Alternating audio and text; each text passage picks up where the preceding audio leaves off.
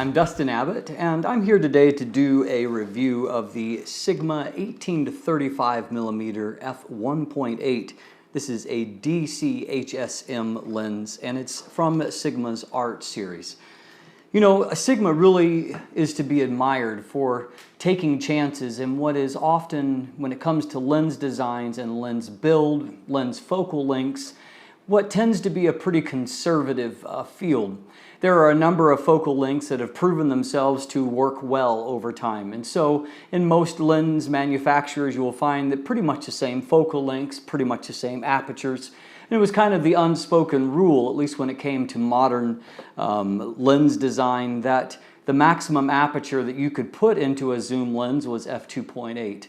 Well, Sigma set out to disprove that about 2 years ago when they were developing, and then shortly after bringing to market this lens, an 18 to 35 millimeter f1.8.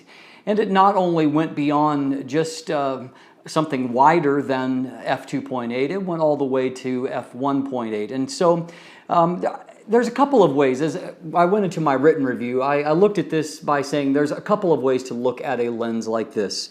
If you're looking at it from the perspective of, wow, that's not a very big focal length, and in all truth, it's not. I mean, it's less than a 2 times zoom ratio, and so it's pretty conservative when it comes to that. It also is quite a large lens, and if you're accustomed to lenses that are relatively compact and light, this lens isn't it. And I have here a full frame 24 to 70 millimeter f2.8 lens, and so as you can tell, this lens is fully as large, at least in terms of its length, as what this is a Tamron 24 to 70 f2.8, and the Sigma is actually longer than this lens, although it has a more slender barrel design. And when it comes to the weight, it's actually within just a few ounces of weight and equivalence. And so it's not a small lens, it's not a light lens, and so if you compare even to a handful of prime lenses that cover the same focal length, it's not like you're saving a whole lot of weight and size. And of course, it also is a crop sensor specific lens, which is designated in Sigma speak by the DC, which is designated for a crop sensor. Still, you can look at it from that kind of negative perspective, but you can also look at it as having that handful of primes in one lens, to where, and if this lens has the optical chops to compete with those primes, you're really not disadvantaged at all, because you're able to bring along some very, very important focal lengths, starting from wide at the 18 millimeters, and you're going through around 22, 23 millimeters is the equivalent of a 35 millimeter focal length. And of course, at the long end, 35 millimeters, you're perfectly into that normal range around a full frame equivalent of 50 millimeters. And so those are some really, really important focal lengths there. And to have an f1.8 aperture at all of those is pretty impressive. So I have to say that what Sigma has accomplished here, no matter how you slice it, was taking a chance, doing something unique, and I think that it's paid dividends for them. As we speak right now, coming to market is the new lens from Sigma that is doing something similar in the full frame, and so it's going to cover an even smaller focal length, and the aperture is not quite as wide, f2, but it's a full frame that will give you the equivalent coverage of some very important focal lengths, including 24 millimeters, 28 millimeters, and 35 millimeters, which are all important focal lengths in full frame. And so I think that this lens has paid dividends. And Sigma, it swung for the fences with this lens when it designed. It's designated as one of the Art series, and at this stage I don't have to really elaborate on Sigma's Art series, because they are become renowned as some really premium lenses with exceptional image quality, and this lens is no exception. Its optics are superb. The closest lens to it in kind of build and price when it comes to a crop sensor specific lens is Canon's own EFS 17 to 55 millimeter f2.8. Now obviously it has a fairly significantly wider focal range, but it's a similarly constant aperture, although when compared to this lens, f2.8 is quite slow. But when you compare the optical performance, this Sigma blows it away. In fact, it's sharper at f1.8 than the Canon is at f2.8 at similar focal lengths. And if you stop the Sigma down to f2.8, of course, the difference becomes even more noticeable. And so this lens is no slouch at all. In fact, it is one of the best performing crop sensor specific lenses that exist, and so that was certainly an impressive performance, and it really has very few deficiencies when it comes to its optics. It has relatively low vignetting for a wide aperture lens.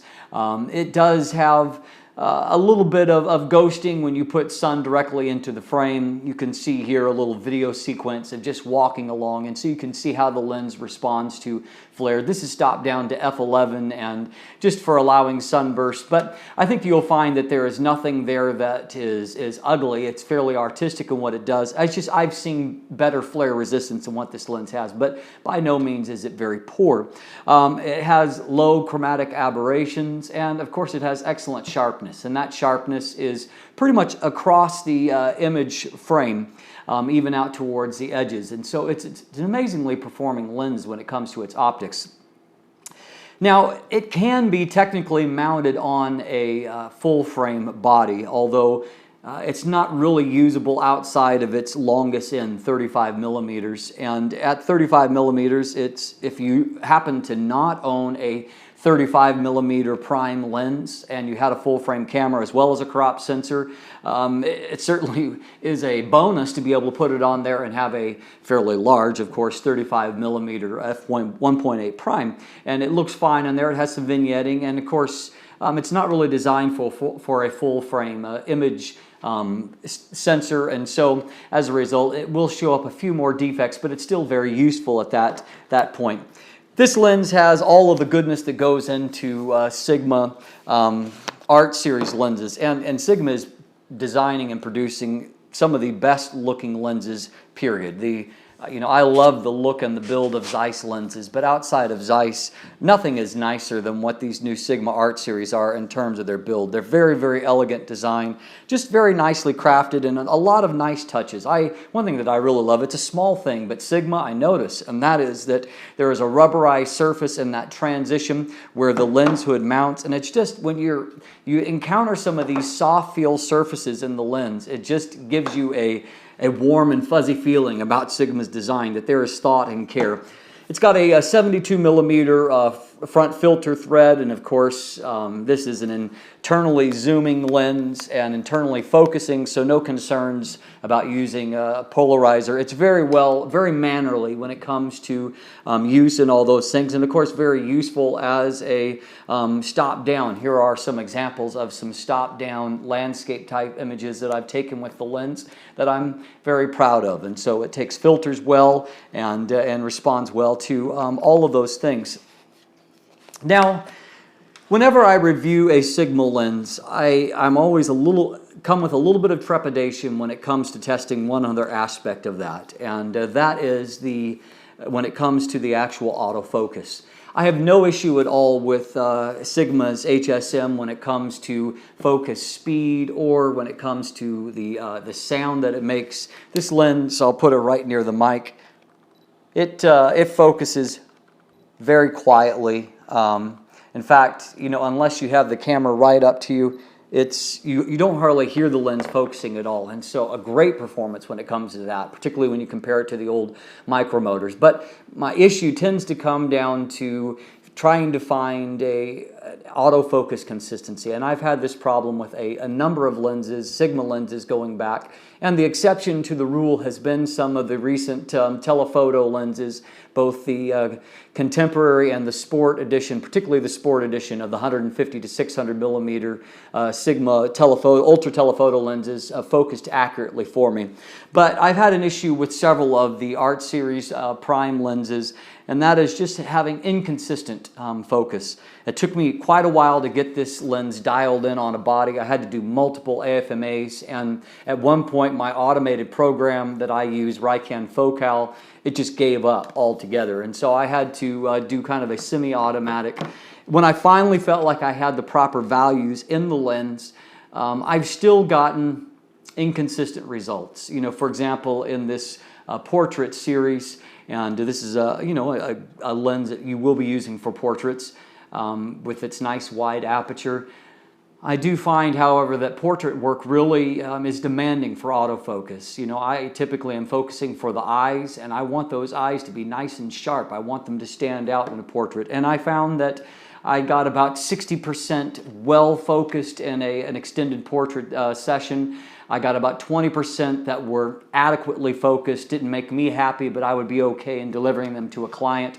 But 20% I felt were unacceptably focused, and that's what it boils down to. I find that you can set you can kind of calibrate the lens for a certain focus distance, but if you're outside of that focus distance, the focus is just inconsistent, and that's unfortunately been my experience here. I've tried on a couple of occasions to recalibrate the lens and see if that's correct. I feel like I do have the right calibration.